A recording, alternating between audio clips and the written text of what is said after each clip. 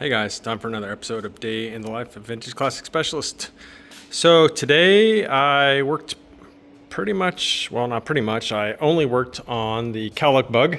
So now that it's back from paint and at a good point with some of the other projects, I thought I'd go ahead and jump in on this guy and get some things done which will enable us to make further progress.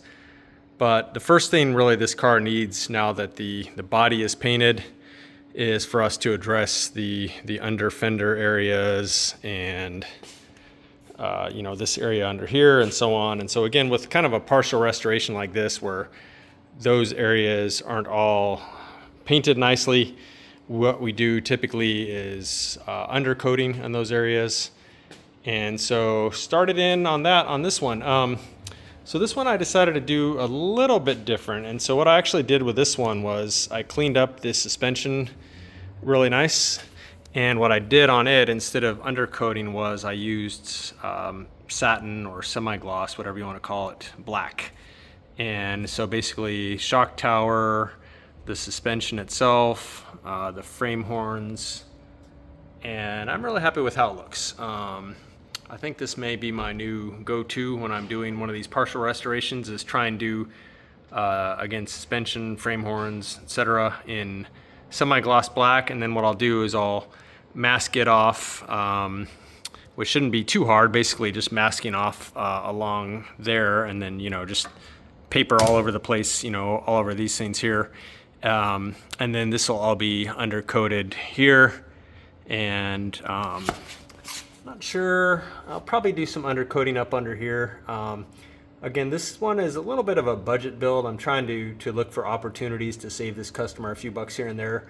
So I don't know if I'm going to spend a lot of time up under here. It is very clean now. I did pressure wash it very thoroughly and cleaned it with gasoline, so it's clean at least.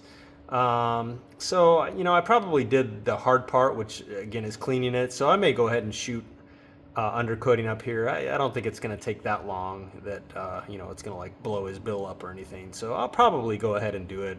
Plus, it's just going to bug me knowing that it's there.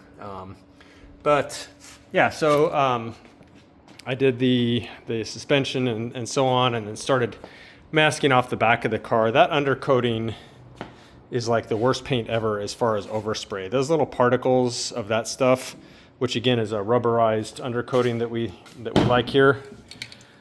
This is it for anyone who's interested. This stuff just goes everywhere. Those little, it's like a very coarse spray, which is what kind of gives it that texture. And I swear those things are way the same as air. They're very light, and they just like float everywhere and get on everything. The good thing is that if they land on a nicely painted area, they'll come off with a clean rag and gasoline. But obviously it's better to minimize what gets in the wrong places as far as overspray. So I think in the morning I'm going to go ahead and overspray this, or not overspray, undercoat all this, and then probably I'll go ahead and do up underneath there.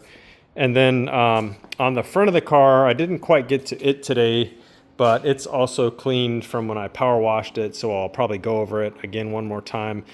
And I think what I'm going to do on the front is probably go ahead and undercoat the fender wells.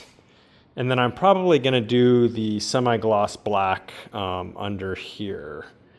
And then eventually this front beam will come off, and either a new one will go on, or I'll take the opportunity when I have the beam off to nicely paint the steering box and pitman arm and so on. But at least as far as getting the firewall and the panhead and stuff, gloss black for those, and then undercoating under the fender wells, and then the suspension, I'll deal with it when it comes off the car. The other thing though is that I did, which I'm pretty happy with this progress, is I went ahead and pulled all the fenders and I cleaned up the bottoms of all those, wire brushed them and scraped off loose undercoating and so on, and got them all undercoated nicely. So very happy with those, how those are looking. I consider that actually a pretty decent accomplishment today to knock out these four here.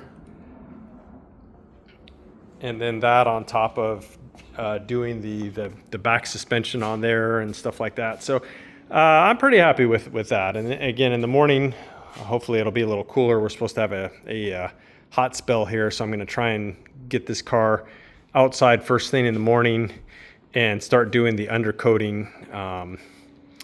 And the other big thing that happened today is related to our intern Jacob. So his 36 horsepower engine case, that's his project, came back today from machine work. So this 36 horsepower case is really, really nice. It had never been a line board, and it didn't actually need an align board. So this is a standard case, which to me is getting to be fairly rare for 36 horses. And we had the thing nicely, I guess like vapor honed. I don't know the exact media that they use on this, but just bitching. I mean, honestly, I love this finish. Looks so good. It almost looks like it's painted silver, but no, this is actually just blasted to that nice finish with magnesium. So that's that. And then the crankshaft is here. That's all been checked out. It checked out fine. It's also standard. And so Dave Griner over at Proformance, he went and polished up the journals. So that's pretty much ready to go. The stock cam, he measured it out. It's actually good, no flat spots or anything. The rods were rebuilt, so they put new bushings in the small end and then checked the big end and so on. So yeah, those are actually ready to go too. And pistons and cylinders, we're gonna put brand new ones in. I'm not 100% sure why we kept those, but they seem pretty nice. I didn't really want to throw them out, but probably end up throwing them out. Anyway, so yeah, so this motor, we drilled out, or had Dave drill out all the, or pull out all the freeze plugs, the little plugs in the case for the oil galleys, pulled all those out, tapped them, put plugs in. So the first thing I had Jacob do is actually pull all those plugs out and then spray degreaser and pressurized water and, you know, compressed air through all those oil galleys, make sure this thing is spotless inside. And actually, it's a good thing, because when he pulled some of those out, not surprisingly, some of the blasting media was actually in some of those little dead ends. So, you know, once you pull those plugs out, they're not dead ends anymore, and then you can flush those out. So very important when rebuilding a motor. So yeah, that's exciting. His internship is about half over, so it's good timing that we're starting to get parts back here from the machine shop so he can start building the short block.